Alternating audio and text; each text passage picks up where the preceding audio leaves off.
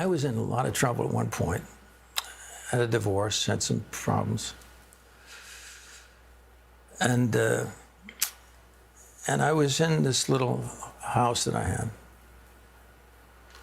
And I was really suffering for many reasons. My career was a little bit in flux at that time, and lots of things were going on. My relationship to my kids and wife and stuff.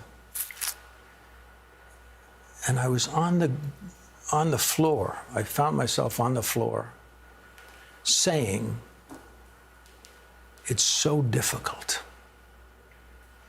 It's so difficult." I said it out loud. And I heard in my ear, "It's supposed to be difficult." Can you imagine? Can you imagine? Like a separate voice telling you that. It's supposed to be difficult. A voice of wisdom, kindness, clarity. I mean, it had so much resonance, this voice. What a message. It's supposed to be difficult.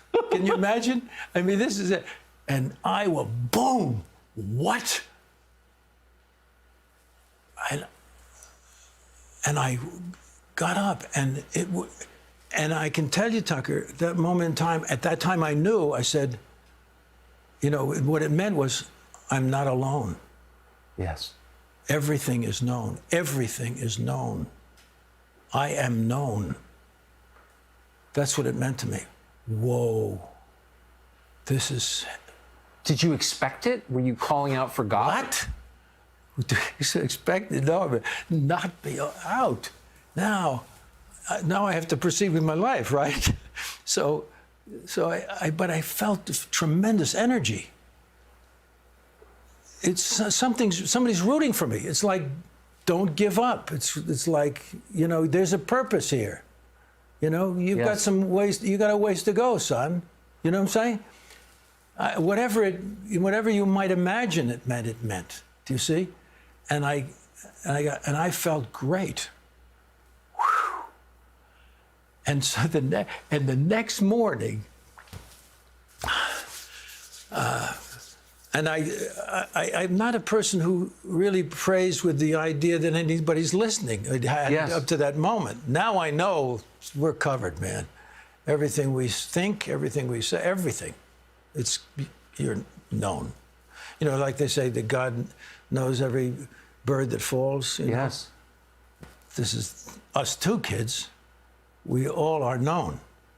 We're being observed and helped and loved. And we're expected to get up and, do battle, do something, do what's right, whatever it is, you see. There's a purpose here. And the purpose here is to learn our lessons and grow. And what's the big deal? To give to each other. To be here to be of help. I mean, this is what you figure out. But anyway, then at that moment, I was just interested in me surviving. And so the next morning I get up, I say, "What do you got for me today?" And I turn on the radio. And here's what came up. I swear, this is what happened when I turned the radio on. Having some fun. I'm having fun, you know what I mean? Because I'm not taking myself too seriously, but it's serious. I turn on the radio, it says, "I'll build a stairway to paradise with a new step every day." What? It's another one. Wait a minute. I mean, what's going on here? Anyway, I had that kind of thing going on for several days, where things were happening to me. And then I started, I was kind of drawn to certain things from that point on. And I've had many, many experiences, but that was the beginning. So that's the moment when you realized that God's real, knows you, and is on your side. Right. What were the implications of that? Well, I had to straighten out. If I'm going to be a vessel for God, I better be cleaner than I was, you know what I mean? I better be a righteous fellow. How hard was that?